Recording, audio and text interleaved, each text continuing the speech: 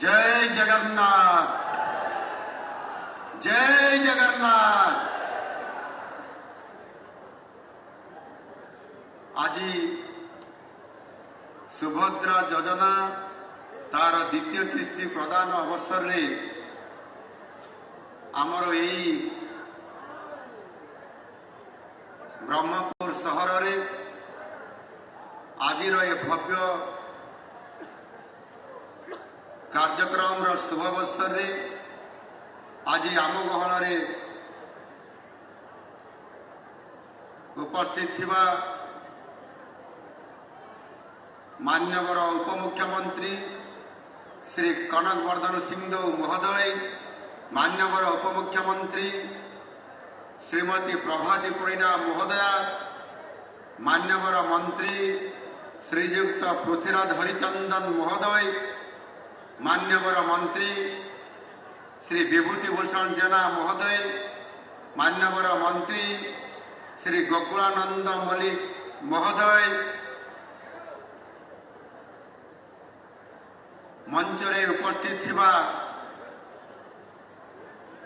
मान्यवर सांसद श्री प्रदीप पाणिग्राही महोदय, मान्यवर अन्यतम सांसद श्री श्रीमती प्रियदर्शिनी महोदया, मंच रे उपस्थित थिबा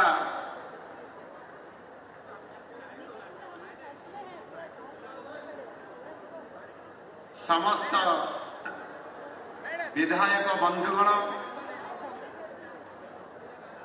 उपस्थित थिबा विभागीय प्रमुख शासन सचिव सुभाष शर्मा, जिलापाल गंजाम दिव्यज्योति परिड़ा, उपस्थित विभागीय वरिष्ठ अधिकारी वृंद, गंजाम जिलार उपस्थित बंधुगण तथा माँ भौणी माने एवं गणमाध्यम प्रतिनिधि वृंद, ओडिशार कला साहित्य और संस्कृतिर अनन्य प्राणकेन्द्र गंजामर रेशमी सहर ब्रह्मपुर माँ तारातारिणी, माँ बुढ़ी ठाकुराणी, माँ सिद्ध भैरवी, माँ सिंहासिनी, माँ महुरी काड़ुआंकर चरण रे मो कोटि कोटि प्रणाम जनाऊँछि।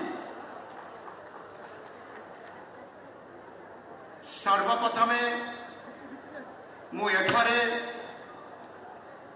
उपस्थित तथा यही मंच माध्यम रे समग्र देश एवं विश्वर नारी शक्ति को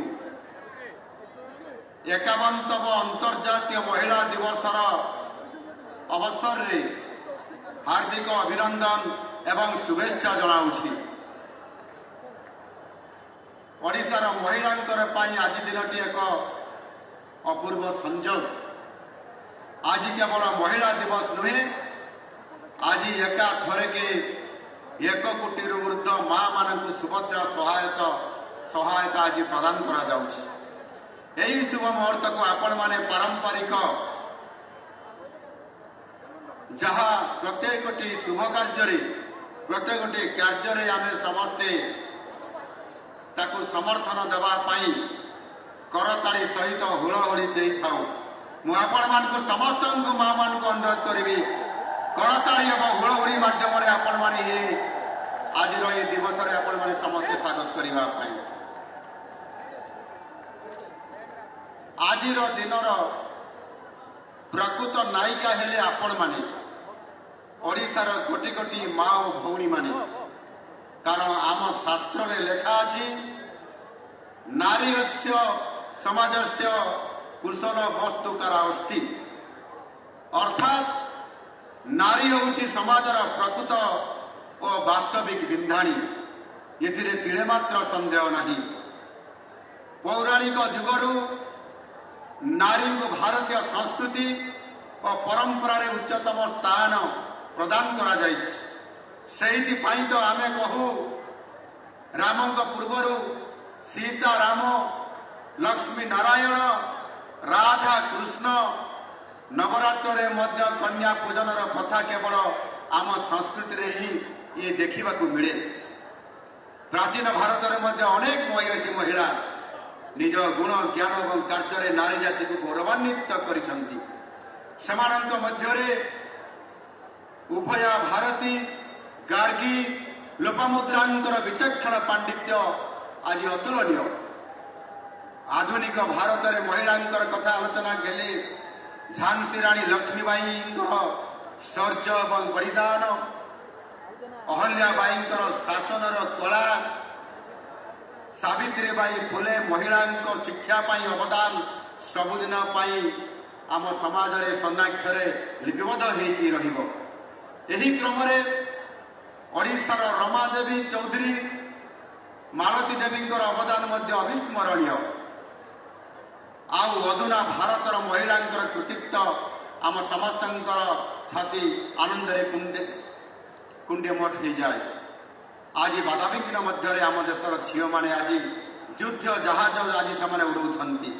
आम पुरुष मानकर मध्य साइकेल किंवा मोटरसाइकेल खंडिए भल भाव आम चली पारिबा नहीं, किंतु आज आपण माने अर्थात महिला माने आज जहाँ टेलीविजन रे सब बड़े खबर आसे उड़ा जहाज महिला पायलट एवं कर्मचारी को नहीं आज संपूर्ण भाव में उड़ा जहाज को उड़ेबा पायलट माध्यम एवं से समस्त महिला मान द्वारा ये उड़ा जहाज परिचालित होगा ये आज अनेक नजर आसी।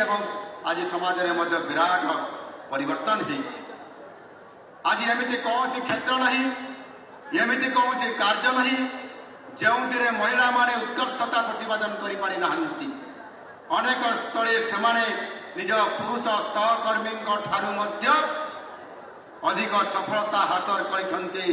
कारण नारी होउछि धैर्य, एकाग्रता, कठिन परिश्रम, बलिदान एवं स्वाभिमान प्रतीक। स्वाधीनता संग्राम आरंभ करी आज राजनीति में महिला माने निजर छाप छाड़ी जाइछन्ति। आज मंच एटी उपस्थित माननीय उपमुख्यमंत्री तथा आज आमर सुभद्रा योजना को सफलतार सहित परिचालना करुवा आमर उपमुख्यमंत्री प्रभाती परिणा महोदया आज गोटे नारी समाजर नेतृत्व ओडिशा पाई।